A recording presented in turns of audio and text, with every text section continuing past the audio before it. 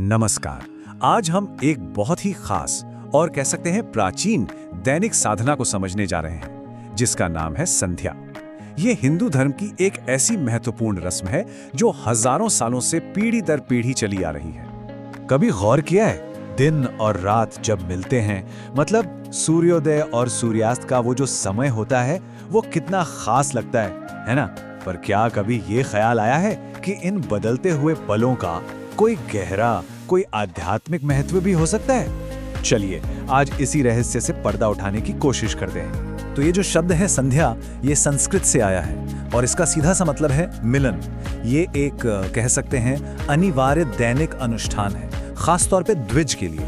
अब ये द्विज कौन है? द्विज का मतलब है 2 बार जन्मा हुआ।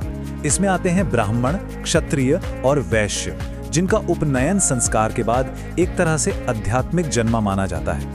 और ये अनुष्ठान दिन के 3 खास मोड़ों पर होता है: सूर्योदय, दोपहर और सूर्यास्त। अच्छा, तो इस पूरी प्रक्रिया को ठीक से समझने के लिए हम इसे कुछ हिस्सों में बांट लेते हैं। सबसे पहले देखेंगे कि आखिर संध्या है क्या, फिर जानेंगे कि ये इतनी जरूरी क्यों है, उसके बाद इसकी तैयारी कैसे होती है, फिर इसके एक एक स्टेप को समझेंगे और आखिर में इसके असली सार और निचोड़ पर बात करेंगे।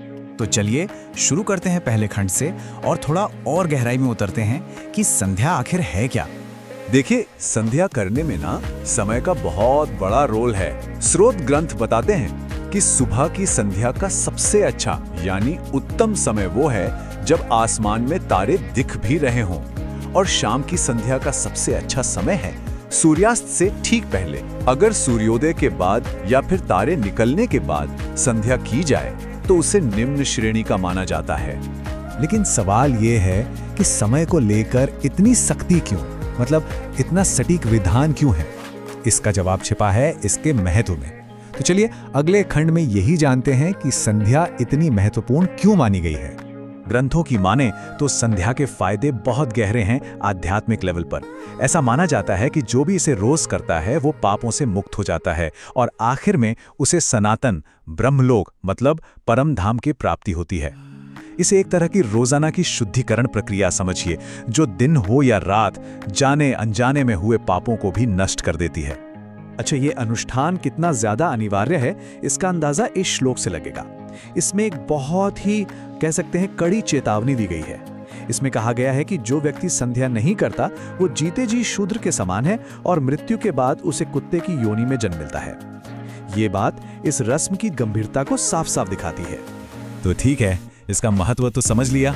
अब आते हैं इसके प्रैक्टिकल साइड पर। देखते हैं कि इस अनुष्ठान के लिए तैयारी क्या क्या करनी पड़ती है। जैसा कि हर अनुष्ठान में होता है, संध्या के लिए भी कुछ खास चीजों की जरूरत पड़ती है। ये वही पारंपरिक बर्तन और सामान है जो इस साधना का एक अहम हिस्सा है। तो क्या क्या चाहिए होता है? देखिए, जल रखने के लिए एक लोटा और पंचपात्र, फिर चंदन वगैरह के लिए एक अलग पात्र, एक खास तरह का चम्मच होता है जिसे आचमनी कहते हैं, फिर अर्घ्य देने के लिए एक पात्र और हाँ, बैठने के लिए एक आसन। ये सारी चीजें अनुष्ठान को सही तरीके से मतलब विधि पूर्वक करने में काम आती हैं। और तैयारी सिर्फ सामान जुटाने तक ही सीमित नहीं है, इसमें शारीरिक शुद्धि और सही दिशा का भी ध्यान रखना होता है। जो साधना कर रहा है उसे स्नान करके साफ कपड़े पहनने होते हैं और सुबह के समय मुंह पूर्व दिशा में और शाम के समय पश्चिम दिशा की ओर करके आसन पर बैठना होता है। तो जब सारी तैयारी हो गई, अब हम अनुष्ठान के एकदम कोर में, उसके दिल में प्रवेश करते हैं। चलिए एक एक करके संध्या के जो मुख्य चरण हैं उनको समझते हैं। मोटे तौर पर देखें तो संध्या अनुष्ठान इन कुछ स्टेप्स में बटा है। पहला है आचमन, जिससे अंदर की शुद्धि होती है। फिर है मार्जन यानी बाहर की शुद्धि। इसके बाद आता है प्राणायाम, जिससे प्राण ऊर्जा को कंट्रोल किया जाता है। फिर सूर्य को अर्घ्य दिया जाता है और आखिर में होता है सूर्योपस्थान यानी सूर्य की वंदना। तो सबसे पहला कदम है आचमन। इसमें क्या होता है? मंत्र बोलते हुए 3 बार जल पिया जाता है। ये एक तरह से अंदरूनी शुद्धि मतलब इंटरनल प्यूरिफिकेशन का प्रतीक है। अब आता है संध्या का एक बहुत ही शक्तिशाली हिस्सा, प्राणायाम। और ये सिर्फ सांस अंदर बाहर करने की एक्सरसाइज नहीं है, नहीं, ये प्राण ऊर्जा को कंट्रोल करने की एक बहुत गहरी प्रक्रिया है। प्राणायाम के 3 हिस्से होते हैं। पहला है पूरक, इसमें बाईं नाक से सांस अंदर खींचते हैं। दूसरा है कुंभक, इसमें सांस को अंदर ही रोक कर रखते हैं। और तीसरा है रेचक, जिसमें दाहिनी नाक से सांस को धीरे धीरे बाहर छोड़ते हैं। और देखिए, यहाँ ये प्रक्रिया और भी गहरी हो जाती है।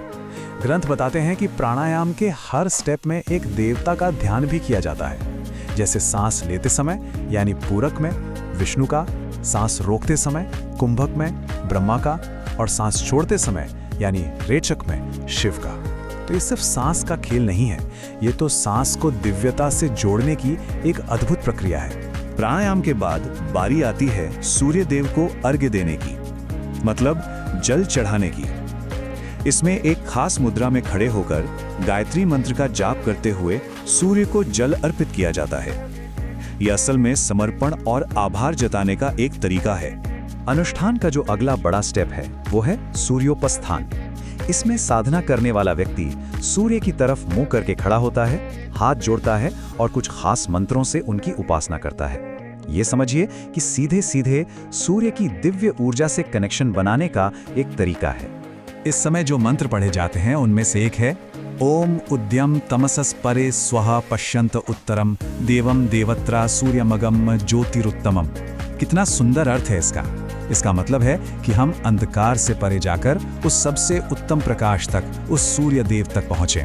तो इन सभी स्टेप्स को समझने के बाद अब हम इस पूरी चर्चा के आखिरी पड़ाव पर हैं। चलिए अब संध्या के असली सार को, इसके एसेंस को समेटते हैं। तो कुल मिला के बात यह है कि संध्या सिर्फ कुछ रस्मों को पूरा कर लेना नहीं है। नहीं, ये अपने आप में एक पूरा का पूरा आध्यात्मिक अनुशासन है। एक ऐसी रोज की प्रैक्टिस जो शरीर और मन दोनों को शुद्ध करती है, जिंदगी में एक डिसिप्लिन लाती है और हर रोज हमें इस ब्रह्मांड की दिव्य ऊर्जा से जोड़ती है।